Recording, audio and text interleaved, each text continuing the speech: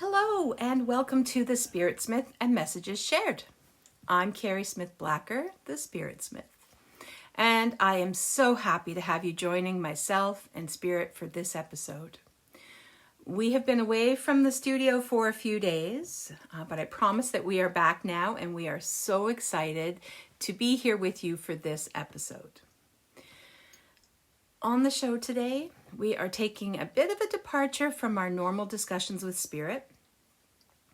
We are going to meet and learn about other beings who have stepped forward to be part of this show today. They are beings I have only recently been introduced to, and these beautiful, gentle beings from an alternative dimension are, you guessed it, they're dragons. In my practice, I connect with a Celtic background in many different ways. For example, I often do rune readings for my clients with the help of the gods Tyr, Heimdall, and Freya. These gods break up the runes into 3 groups of 8, and each group represents a collective energy. And I feel like the dragons represent a collective energy, but they all have their own individual meanings.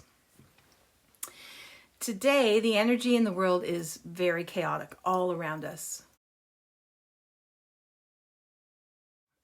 I feel like the dragons, similar to the Norse gods, are here to help us make our way through this chaos.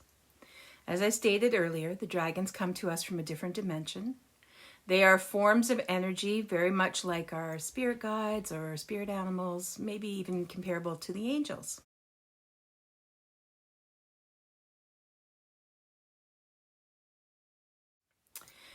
Their energy frequency is slightly different from each of these other beings, and each dragon has its own strong power.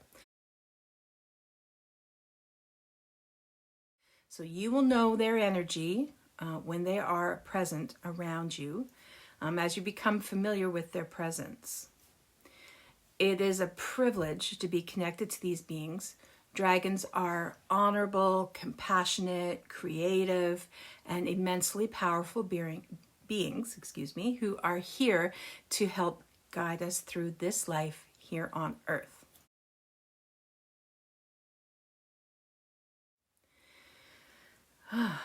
The dragons come in all shapes and sizes and colors.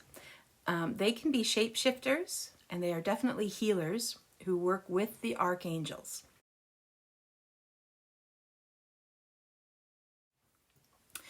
Dragons are connected to the universe, and they help us by giving unconditionally, by not passing judgment, and by supporting us on each step of our journey here. Another point about the dragons is that they choose to work with us. We do not have the option to choose to work with them. In other words, we can't request to work with them, but they find us, they choose us, and all of a sudden they are a part of our life. Their energy is with us. I feel personally really honored that they have chosen to work with me. It's not a connection I ever expected to have, but it is definitely a bond that I cannot deny. The dragons are now a part of my everyday life. What have I learned about the dragons so far, you might ask? Well, I have learned that the dragons are teachers.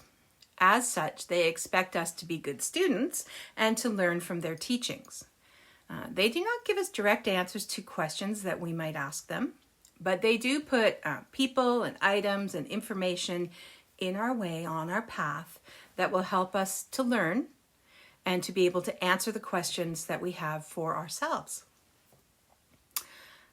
As we do this, we slowly start growing our self-awareness and we gain a deeper understanding of our thoughts and emotions.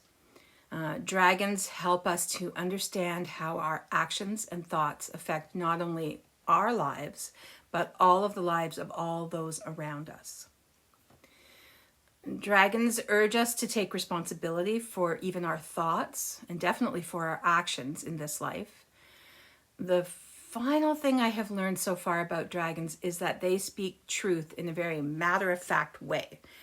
I actually find them similar to the bluntness I experience when I read the runes for myself or for my clients.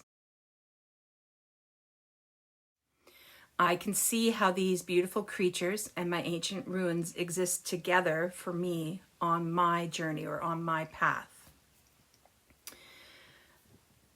Every day I do a pull of an oracle card that brings a dragon into my world. Today, the dragon I pulled from my deck is known as Peace.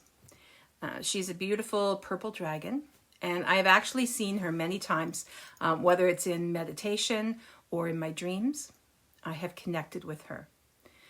And today, I understand the meaning of her, the meaning of her name is not just her name, it's who she is. She represents peace, and it is how she and I connect. Every communication I have with people and spirit, I end the conversation with the words, peace and happiness. Now I know that it is her guiding me to use this phrase. She helps me to bring all of my scattered thoughts and energies together so that I can help others find the peace she helps me to attain each day on my journey. She brings the beauty of the world into my life. She helps me to see it.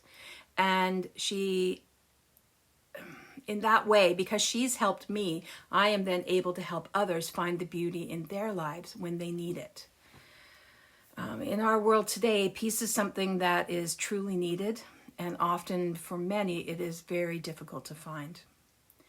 With the help of peace, I will continue to offer others help to find their peace. So thank you, beautiful friend. So to end this episode, I can only hope we all find peace, and that you may also find a connection with the dragons along your journey. Peace and happiness, everyone.